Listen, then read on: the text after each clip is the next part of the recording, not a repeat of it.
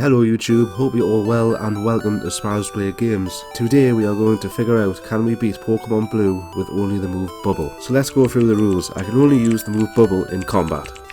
No items in battle. We can use HM Pokemon to progress outside of battle, but we can't use any cheats or exploits. So we start the game and pick Squirtle for obvious reasons. He learns Bubble at level 8. Now can you see why this is going to be a challenge?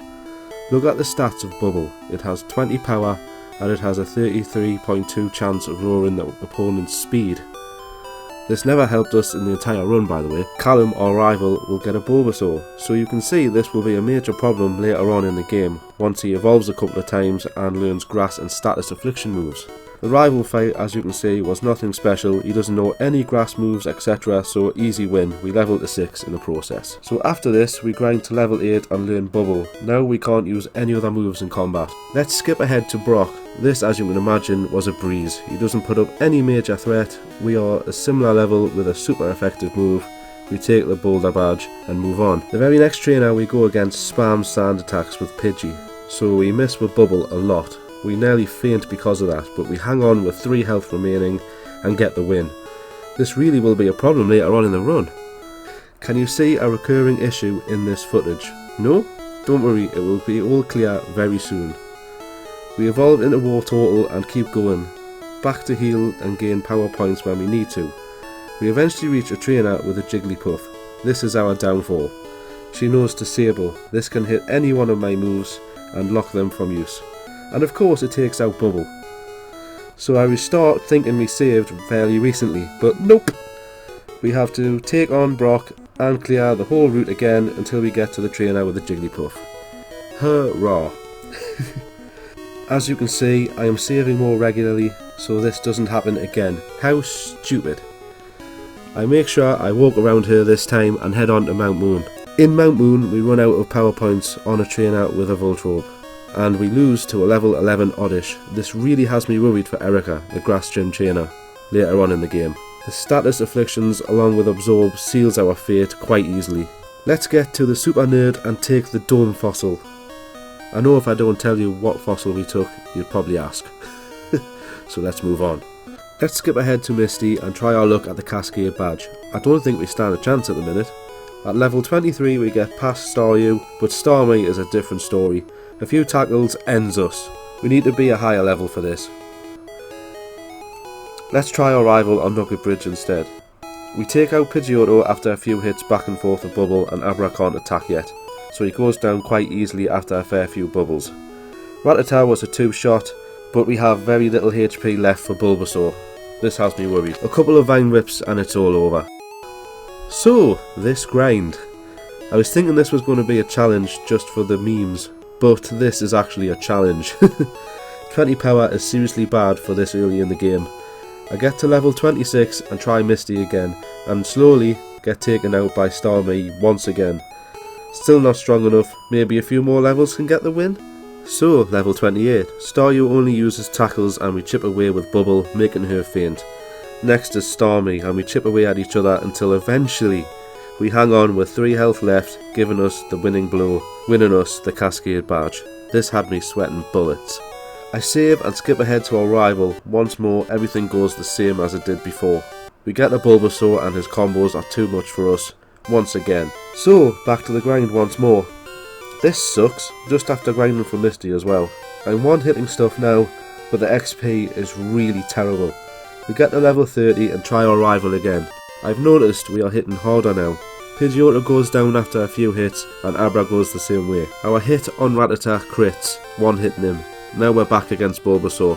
We hang on with 23 health, getting the much needed win. Thank God. We evolve to Blastoise in Diglett Cave and get to level 40 in preparation for the SSN rival fight. We win quite comfortably in the end because of this, and we become Nurse Joy for a bit and heal the captain to Cane Cut.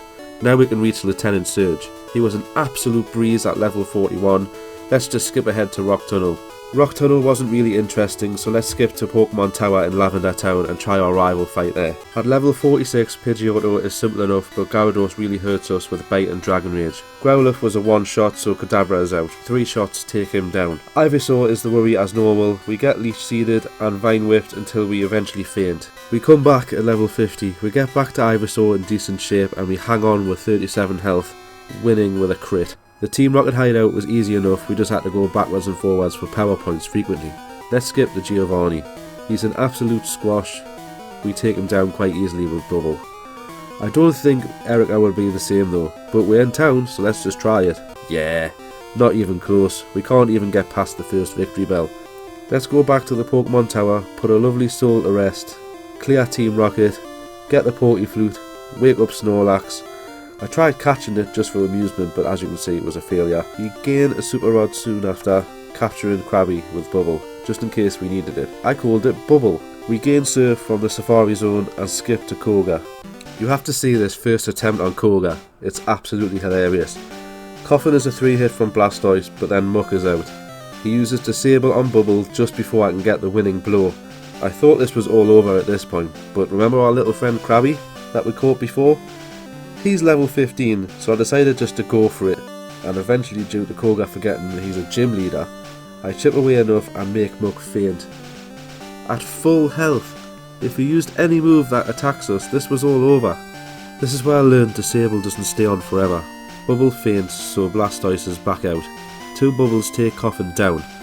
Then Koga decides to throw the fight. I chip away at Weezing until he uses self-destruct. AI in Gen 1 is weird, isn't it? I'll take it though. I try Erica again at level 58 and Victory Bell is still a brick wall. We are now en route to Cinnabar Island. On the way there I get the bike and I get Fly. A couple of things I missed earlier in the game. I get the secret key to unlock the gym from Cinnabar Mansion and take on Blaine. He's super easy, he hardly hurts us, and with that we have the Volcano badge. I fly back to Celadon and I used all the rare candies that I've been picking up during the game, and I try Erica at level 65. 10 attempts and we eventually get a run where we get to Vileplume with decent health, and we hang on with 38 health, eventually winning the Rainbow badge. This took me so long, you have no idea how happy I am that this is now over. Right, let's get to Saffron and do the Silphco rival fight. We are level 67 but now he has Pidgeot. 3 hits take him down. Gyarados is still tanky but we get the knockdown eventually. Growlithe is still a one shot but now he has Alakazam. 2 shots take him down. This is a scary one because his Ivysaur's evolved. Venusaur is an absolute brick wall. Krabby and Blastoise don't last long. At this point the challenge video is way behind schedule. Last weekend was my son's 2nd birthday weekend. We had a really good party for him on the Saturday and we went to Edinburgh Zoo on the Sunday. So I didn't work on this challenge a lot last weekend. Also this weekend we got really sick, especially our son. He had really bad flu and he was throwing up all through the night. I don't have time to grind any more levels in this video, it's already a day late at this point. So I really hope you guys are okay with this, but I game sharked in cash and the ability to buy rare candies from Pokemarts. I really want to get this video out to you guys and I hope you understand I'll not abuse this, I absolutely promise. I use rare candies and try our rival fight at level 70 and we get to Alakazam and faint. I try this again at level 75 but Venusaur takes us down. I also try this at level 80 and Alakazam takes us down. Okay, level 85. Yes you heard, 85. This would have took days to get up to at this point with grinding because there's not many decent places to get XP now. Now we can hit his team hard enough to get to Venusaur in decent shape and we win fairly easily, thank goodness. Let's have a boss rush now. Giovanni is always easy, let's try Sabrina. She's also easy and we get the Marsh badge. One more badge left, Giovanni. Your days are numbered, buddy. He's a squash at level 86, gaining the Earth badge, and now we have 8 badges. Let's go to the Pokemon League, man. The rival ambushes you here, so let's try at level 86. This isn't even close. The numbers game eventually takes us down. So I use rare candies again, and let's try this at 90. This goes exactly the same way, so let's try 95. We get the Venusaur in decent shape, but his Razor Leafs are too strong.